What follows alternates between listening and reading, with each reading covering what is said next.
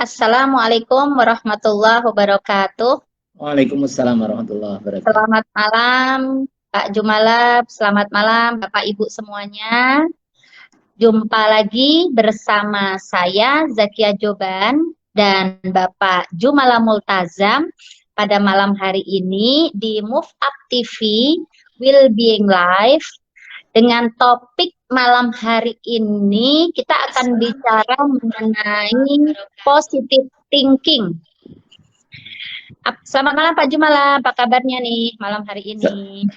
Selamat malam Bu Zakia, selamat malam Bapak Ibu semuanya. Assalamualaikum warahmatullahi wabarakatuh. Waalaikumsalam warahmatullahi wabarakatuh. Ya, alhamdulillah kabar saya selalu luar biasa, dahsyat dan moga-moga penuh berkah. Amin. Alhamdulillah. Jadi di tengah pandemi ini kesehatan itu menjadi sesuatu yang sangat penting ya Pak Jumala ya. Jadi prioritas kita di mana kita menjaga kesehatan kita, baik kesehatan lahir, kesehatan batin, pikiran kita, selalu kita bawa ke positive thinking. Begitu ya Pak Jumala ya? Betul sekali. Dan malam ini kita akan bahas positive thinking, betul ya Bu Zakia?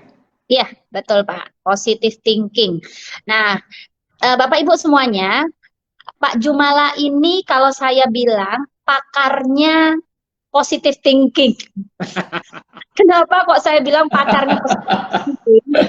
Karena Pak Jumala ini menemukan sebuah formula untuk kita apa ya Pak Jumala ya, istilahnya bisa mengubah mindset kita yang kita dari negative thinking kita menjadi positive thinking. Nah, ini malam hari ini kita nanti akan ngobrol banyak nih bersama Pak Jumala. Apa aja sih Pak kiat-kiatnya atau bagaimana sih cara praktisnya agar kita ketika kita bernegatif thinking ria, kita rubah berpositif thinking ria. Nah, ini bagaimana nih Pak Jumala? Tips dan triknya. Dari negative thinking menjadi positive thinking, ada beberapa pendekatan. Yang pertama adalah pendekatan mengubah mindset, yang kedua adalah pendekatan latihan. Latihan, jadi butuh latihan ya Pak Jumala. Latihan, kita mindsetnya masih jelek, tidak apa-apa, tapi latihan setiap hari kita ngomong yang baik. Apa yang kita katakan akan mengubah mindset kita. Apa yang kita katakan setiap hari kan butuh latihan, betul nggak? Sepakat sekali Pak Jumala. Ya, jadi kalau kita latihan setiap hari, sebetulnya pikiran kita masih buruk, tapi kita latihan dengan kesadaran, kemudian kita selalu mengingatkan pikiran kita sendiri, mengingatkan diri sendiri. Ya, terus apapun yang kita katakan, latihan yang baik-baik. Itu adalah pendekatan latihan. Jadi maksudnya namanya pembiasaan Bu Zakia. Jadi dengan kita membiasakan bicara yang positif, maka itu secara otomatis ini ya Pak ya menjadi alarm buat kita ketika kita berpikiran negatif tuh kita ada alarm gitu ya Pak ya, karena kita sudah pembiasaan berpositif gitu ya Pak ya. Iya. Dulu saya pernah merokok Bu Zakia. Oh gitu. Ya, 25 tahun yang lalu. 25 tahun yang lalu saya itu perokok beneran, bukan perokok-perokokan, bukan. Oh. Dan itu mulai sejak SMA saya. SMA itu bikin tugas akhir, ya kalau sarjana semacam skripsi lah ya. Saya itu kan tidak punya mesin tik, itu minjemnya di balai desa itu waktu itu. Pakai mesin tik yang etek-etek krek itu ya. Nah itu teman-teman saya semuanya merokok. Jadi kalau saya nggak merokok rasanya nggak jantan. Ya. Mindset saya belum berubah, saya hanya malu saja, sudah bekalnya satu, malu. Karena apa? Saya ingin jantan juga. Zaman dulu dengan sekarang beda ya, sekarang kan kalau merokok gak keren ya. Kayak dulu merokok itu keren. Nah akhirnya saya latihan, dan batuk-batuk, dan terus aku latihan. Dengan kesadaran saya latihan. Supaya apa? Supaya keren. Akhirnya saya bisa merokok, dan sulit berhenti. Setelah terbiasa merokok, itu sulit berhenti. Karena kenikmatannya bukan hanya kenikmatan mental, tapi juga kenikmatan fisik. Nah, kalau sudah fisik dan mental menjadi satu, Ya wes, iku sudah diperilaku saya iso mandek. Padahal dimulai dari pembiasaan. Positive thinking sama. Kalau kita biasa membiasakan diri terus maksa supaya apa? Supaya positive thinking. Jadi ada kesadaran. Kayak aku tadi loh, kesadaran rokok.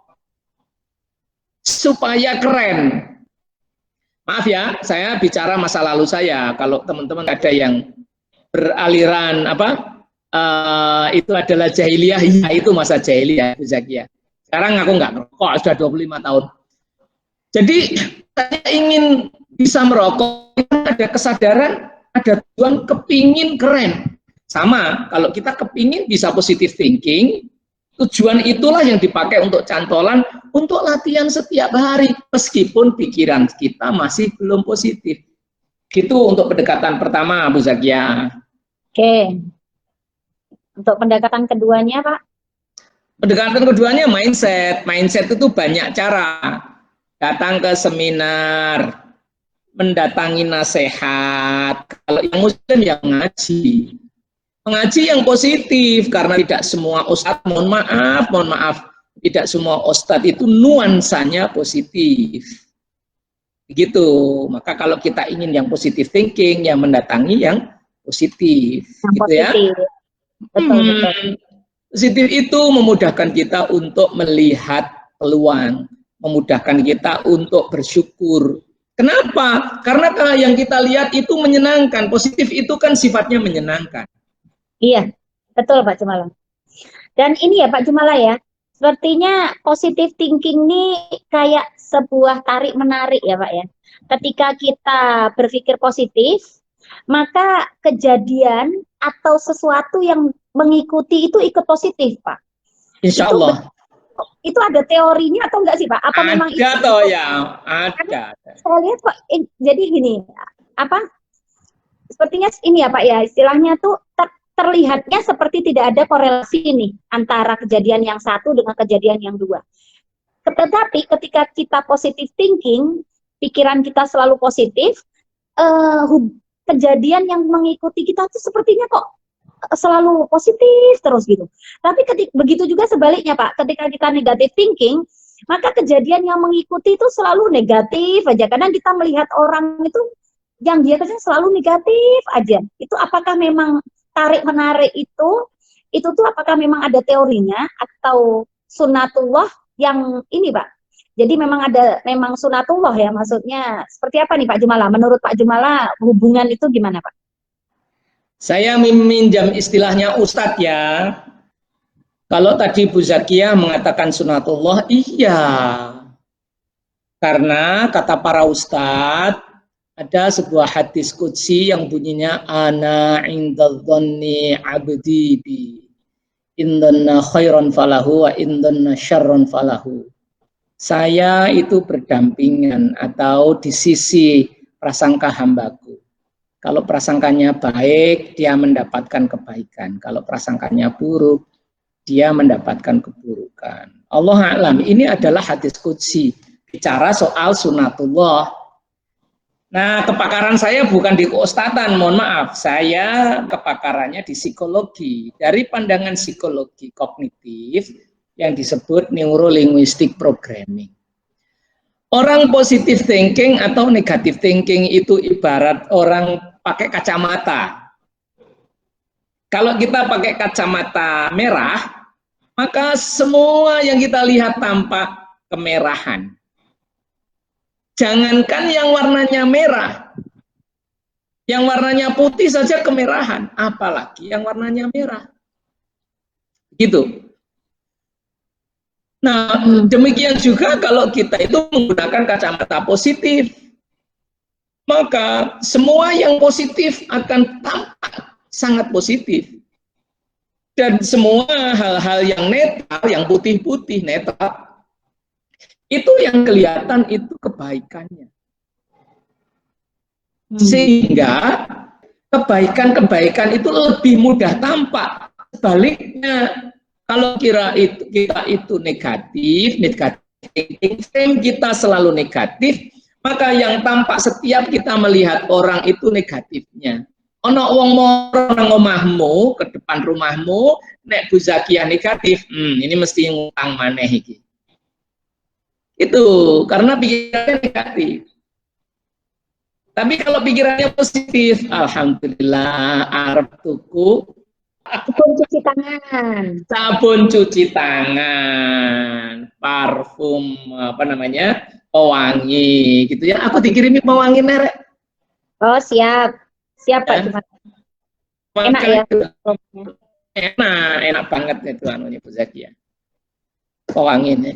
Itu Bu Zakiah. Jadi kita akan lebih mudah melihat positif kalau kita frame-nya positif. Kalau kita frame-nya negatif, ya yang lebih mudah tampak negatifnya. Karena setiap manusia selalu ada baik buruknya, meskipun porsinya beda-beda. Iya. Selalu. Dan setiap benda itu selalu ada manfaat dan mudarat. Selalu, always. Nah, tinggal kita ngambil manfaatnya, apa mudaratnya. Gitu. Ya, berarti Pak Jumala, tadi kan Pak Jumala mengatakan, jadi kalau kita ini frame kita positif, ketika kita memandang seseorang atau memandang sesuatu itu jadi positif gitu kan. Ketika kita negatif, maka kita memandang itu juga negatif. Bukan jadi positif loh ya, bukan jadi positif. Tetapi yang positif akan jauh lebih mudah di mata.